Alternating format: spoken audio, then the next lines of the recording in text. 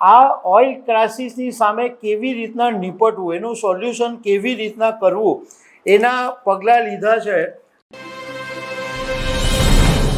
America Iran સંઘર્ષ અને એને કારણે મિડલ ઇસ્ટ ઉપર થયેલા હુમલાને કારણે જે ઓઇલ ક્રાઇસિસ ઊભી થઈ, એને કારણે જે વર્તમાન પરિસ્થિતિ આખી દુનિયામાં ઊભી થઈ છે, એને કારણે એશિયાથી માંડીને આફ્રિકા અને યુરોપના દેશો હવે આ ઓઇલ ક્રાઇસિસની સામે કેવી રીતના નિપટવું, એનું સોલ્યુશન કેવી રીતના કરવું, એના પગલાં લીધા છે.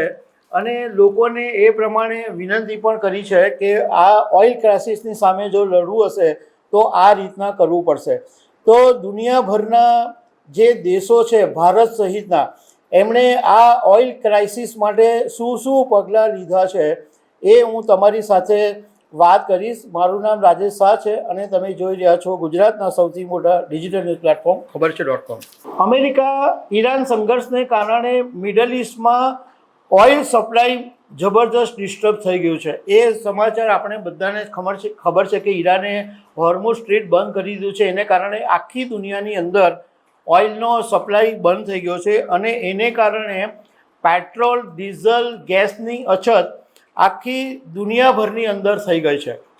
કારણ કે બધા જ દેશોની પાસે બહુ જ મર્યાદિત રિઝર્વ છે અને હવે આ દેશોને એવું લાગ્યું છે કે જો આ મર્યાદિત રિઝર્વની સાથે જો ટકવું હશે, આ મર્યાદિત રિઝર્વની સાથે જો રમવું હશે તો બધા દેશોએ કેટલાક પગલાં લેવા પડશે. એટલે બધા દેશોએ પોતપોતાની રીતે પગલાં લીધા છે. એમાં જાહેર રજા, work from home, fuel rationing, industrial કાપ એવા અસાધારણ પગલાં લેવામાં આવ્યા છે. પહેલાં વાત કરીએ કે શ્રીલંકાએ શું પગલાં લીધા છે. તો શ્રીલંકાની અંદર સ્કૂલ, કોલેજ અને કેટલીક સરકારી ઓફિસોમાં રજા જાહેર કરી દેવામાં આવી છે. ખાનગી વાહનો છે એમાં પેટ્રોલ મર્યાદા કરી દેવામાં આવી છે. એટલે એક વીકની અંદર 15 લીટર પેટ્રોલ મળે એવું એક અંકુશ મૂકી દેવામાં આવ્યું છે. અને ફ્યુઅલ બચાવવા માટેના કડક નિયમો શ્રીલંકાની અંદર જાહેર કરવામાં આવ્યા છે. બાંગ્લાદેશની વાત કરીએ તો ત્યાં સ્કૂલ, કોલેજો ઓનલાઈન શરૂ કરી દેવામાં આવી છે. ઘર માટે દિવસમાં 5 કલાક પાવર કટ રહેશે. ટેક્સટાઇલ ઉદ્યોગને ત્યાં પ્રાથમિકતા આપવા માટે, ટેક્સટાઇલ ઉદ્યોગને ફ્યુઅલ વધારે મળે એ માટેનું ત્યાં આગળ નક્કી કરવામાં આવ્યું છે. ત્રીજો દેશ છે ભૂટાન.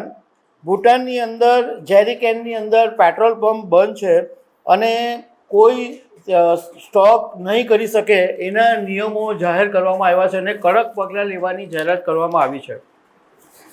પાકિસ્તાનની અંદર 4 દિવસ સપ્તાહમાં કામ કરવાનું નક્કી કરવામાં આવ્યું છે. એટલે 3 દિવસ રજા અને સરકારી વિભાગોની અંદર જે ઈંધણનો ઉપયોગ છે એ 50% ઘટાડી દેવામાં આવ્યો છે. ફિલિપાઇન્સની વાત કરીએ તો સરકારી કર્મચારીઓ માટે 4 દિવસ કામ એટલે બાકીના દિવસ રજા અને બિનજરૂરી પ્રવાસ ઉપર પ્રતિબંધ મૂકી દેવામાં આવ્યો છે. વિયેતનામની અંદર વર્ક ફ્રોમ હોમને પ્રોત્સાહન આપવામાં આવી રહ્યું છે અને લોકો વધારેમાં વધારે પબ્લિક ટ્રાન્સપોર્ટનો ઉપયોગ કરે એના માટે વિનંતી કરવામાં આવી રહી છે. 7મો દેશ છે મ્યાનમાર. ત્યાં આગળ ઓડ ઇવન સિસ્ટમ લાગુ કરવામાં આવી છે. એટલે વાહનના નંબર મુજબ ત્યાં આગળ ઈંધણ આપવામાં આવે છે અને કેટલાક પેટ્રોલ પંપોને ત્યાં આગળ બંધ કરી દેવામાં આવ્યા છે. કંબોડિયાની અંદર 1/3 જેટલા પેટ્રોલ પંપો ઓલરેડી બંધ કરી દેવામાં આવ્યા છે. લાઓસની અંદર સરકારી કર્મચારીઓ માટે વર્ક ફ્રોમ હોમ ફરજિયાત બનાવી દેવામાં આવ્યું છે અને ત્યાં આગળ શિફ્ટમાં કામ કરી દેવામાં આવ્યું છે. આફ્રિકન દેશોની વાત કરીએ તો ઇજિપ્તની અંદર મોલ અને રેસ્ટોરન્ટ રાત્રે વહેલા બંધ કરી દેવાનો આદેશ આપી દેવામાં આવ્યો છે અને જાહેરાતો પરની જે લાઇટ છે એ ટોટલ બંધ કરી દેવાની ત્યાં આગળ જાહેરાત કરેલી છે. કેન્યાની અંદર ઈંધણની નિકાસ બિલકુલ બંધ કરી દેવામાં આવી છે અને રેશનિંગ સિસ્ટમથી ઈંધણ આપવામાં આવે છે. દક્ષિણ આફ્રિકાની અંદર ડીઝલ માટે કંટ્રોલ સપ્લાય સિસ્ટમ લાગુ કરવામાં આવી છે. ન્યૂઝીલેન્ડની અંદર એક દિવસ વાહન એટલે એક દિવસ વાહનનો બ્રેક આપવાનો, મતલબમાં એક દિવસ વાહન નહીં ચલાવવું, એ નિર્ણય અત્યારે વિચારણા હેઠળ છે અને ઘણી બધી ફ્લાઇટ્સ છે એ ન્યૂઝીલેન્ડની અંદર કેન્સલ કરવામાં આવી છે. સ્લોવાકિયાની અંદર ડીઝલની ખરીદી પર મર્યાદા મૂકી દેવામાં આવી છે. બીજો એક દેશ છે સ્લોવેનિયા, એ કાર ટ્રક માટે ઈંધણની ખરીદી પર મર્યાદા મૂકી દેવામાં આવી છે. આ દુનિયાભરના દેશોએ જે પગલાં લીધા છે એની વાત છે. તો આપણે ભારતમાં શું પગલાં લીધા છે એ પણ આપણે જાણી લઈએ. તો સૌથી પહેલું ભારત સરકારે નિર્ણય લીધો છે કે દેશની જરૂરિયાત પૂરી કરવા માટે નિકાસ ઉપર નિયંત્રણ મૂકી દેવામાં આવ્યા છે. કોમર્શિયલ ગેસ પર રેશનિંગ સિસ્ટમ કરી દેવામાં આવી છે. એલપીજીનું જે પ્રોડક્શન છે એ વધારવાના બધી જ કંપનીઓને આદેશ આપી દેવામાં આવ્યા છે અને લોકો પાઇપ ગેસનો વધારે ઉપયોગ કરે એનું પ્રોત્સાહન ભારત સરકાર આપી રહી છે. ઇન્ડસ્ટ્રીયલ ગેસ પર બી અંકુશ મૂકી દેવામાં આવ્યો છે. ઇન્ડસ્ટ્રીયલ ગેસ ઓછો આપી રહી છે.